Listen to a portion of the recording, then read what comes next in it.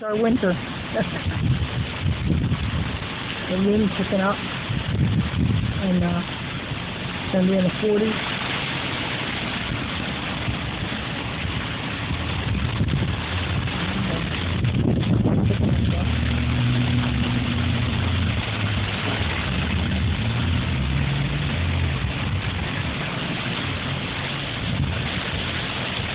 Yeah, in the 40s, and then we'll be more the way it is, maybe into the 30s in some areas.